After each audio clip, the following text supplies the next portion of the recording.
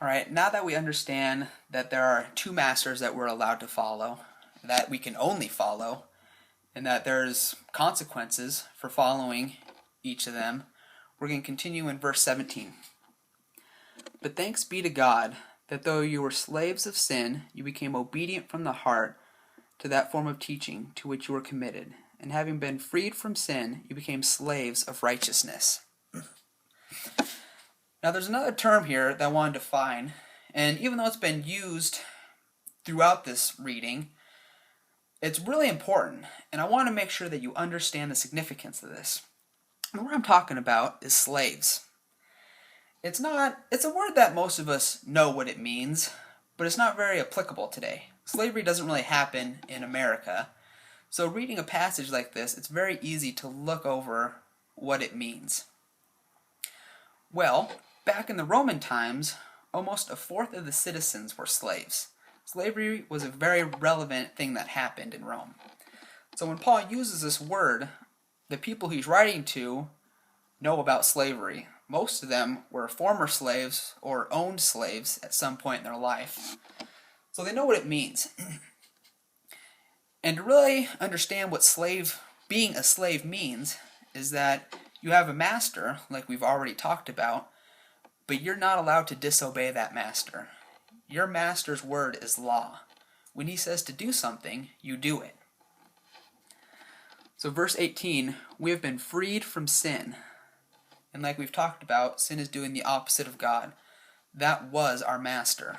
Our master told us that we're supposed to drink. We're supposed to go out and party hard and do things that God does not want us to do.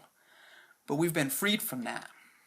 So we're no longer under that rule. We no longer have to listen to what sin has to say.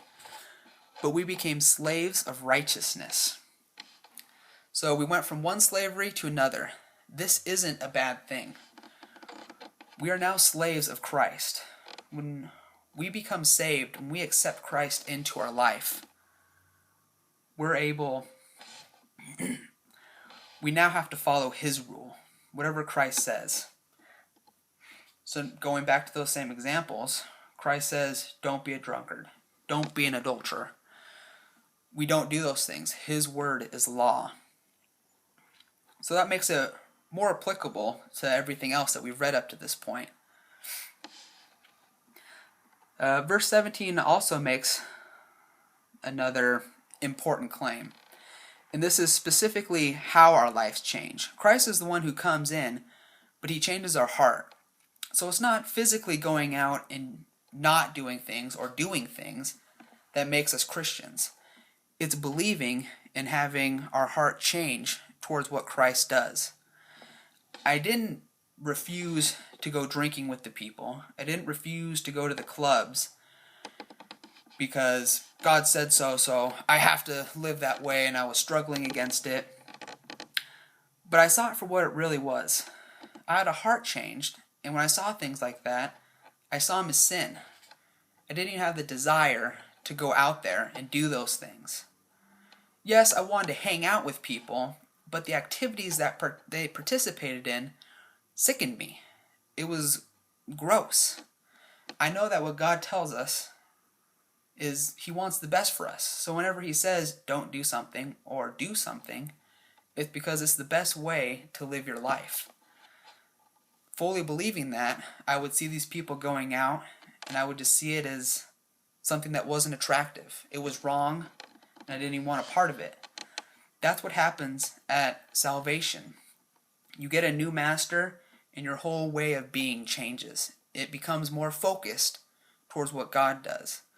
Which, looking back in 15, when it says people believe that they can go on sinning because God would forgive them, that doesn't happen. Your way of life changes because you have a heart change and you no longer want to go on sinning because God's going to forgive you.